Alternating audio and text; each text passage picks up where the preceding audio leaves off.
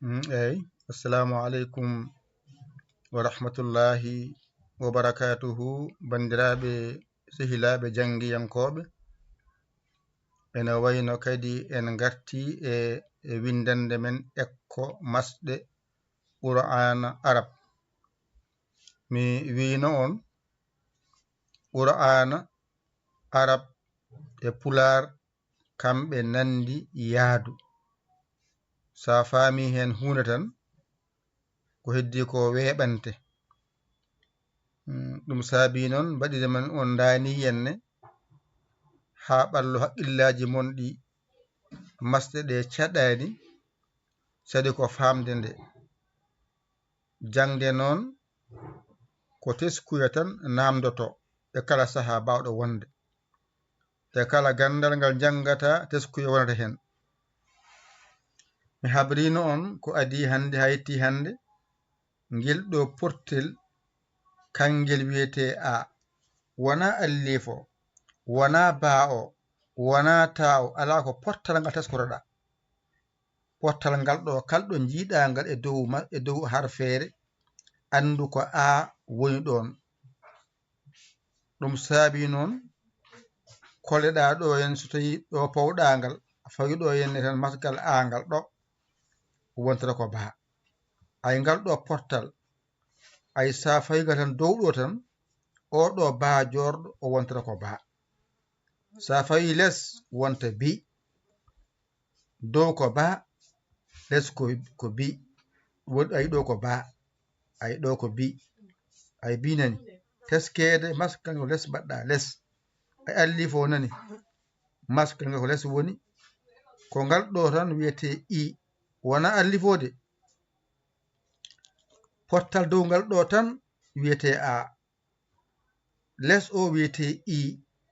Ay ɗo mbiɗa ko i, ɗo mbiɗa ko bi, ay pottengel nani, ay bi nani. Ayide ay ɗo ko ngal ɗo tural wiyete u, wona allifo, wona ba'o. Ko tural ngal wiyete u, ko masgal. Ɗo noon ko u o fawi koye allife walla tiginte wiya u. Ay ɗo ko masgal ngal pawɗa e baahe mbiɗa bu. Ay ƴettu ba jorɗo nawana u o tan mbiya bu. Ɗo ƴettu ba jorɗo nawana i o mbiya bi. ƴettu ba jorɗo nawana portal dow ngal mbiya ba. Famide? Joni ɗo ko tural ngal ɗo mbiɗa ko bu, ko u o nani. Ay bu ko u o nani. Ɗo ko bu ay ko u o nani. Ɗo noon ko aa, ko kowal ngal ko a jaggata. Kowal nani ko a jaggata. Ay ɗo ko a o woni ɗo nawana ba o. Kala ɗo jiiɗa kowal ƴettu kowal ngal nawana alkulal ngal. Ɗo ko alkulal ko woni ɗo ko ba, mbiya a b, ay ab. No ɗo ni ay ko a o nawanɗa ba o mbiɗa ab. Ɗo ne ko kowal ngal nawanta ɗo mbiya ab. Soko del mbiya add, soko kef mbiya ak, so lam mbiya al, so juɓriya mbiya ay. Wadde ɗo ko kowal tan woni a. Sidda noon e kowal ko gotum. Holko serdiɓe kowal e sidda? Sidda kalɗo woni ko ɗiɗi gonata ɗon. Tawɗama ko dow ba ko ɗiɗi ba, tawɗama ko juɓurta ko ɗiɗi ta. Kala tan tawɗa tan sidda tan alkulal ngal na wayni ande ko ngal cowi ngal ngala feeñi ngala suuɗi gasi. Ko hatta ko a adoto ab, ab. Ɗo ni ab, ab. Ɗo sa famino tan kadi jangde ma yawat. Wadde ɗo a nani, ba nani, i nani, bi nani, u nani, bu nani, a nani, ab nani, a nani, ab nani. Wadde hande ko alkule ko joyi garɗa. Saɗa masa alkulal waɗa joyi maggal ha gayna, ɗum ɗo wasa fodde. Ay a fooɗani, ay i o fooɗani, ay u o fooɗaani, ay aa o fooɗaani, ay aa oɗo fooɗaani.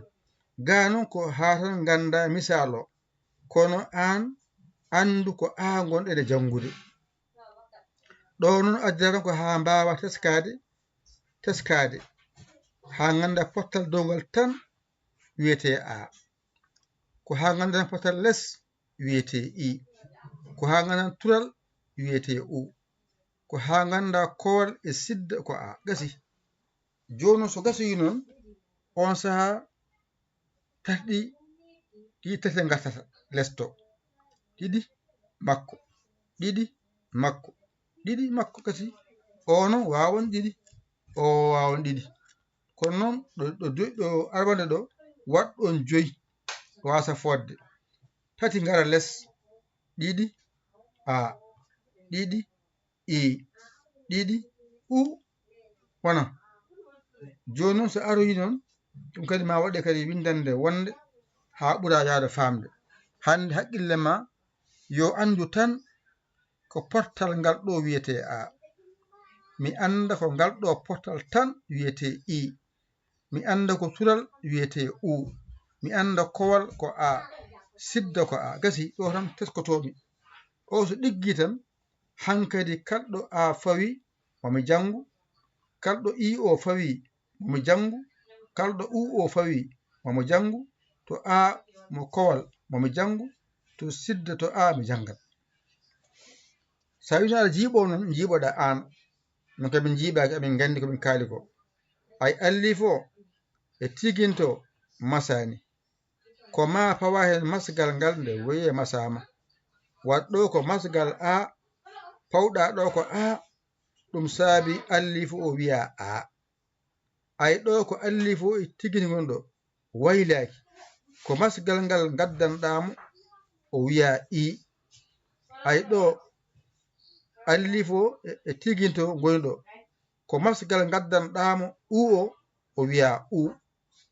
Ɗo ko allifo e tigini wonɗo ko masgal kowal biyetengal a ngal gaddanɗamo.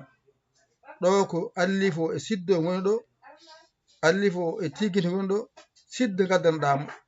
Gasi ɗo noon mi tesko kala ko jimi wayni ko a, kala ko wayni ko i, kala ko wayni ko u, kala kowal ko a, kala sidda ko a. Gasi ɗo teskotomi.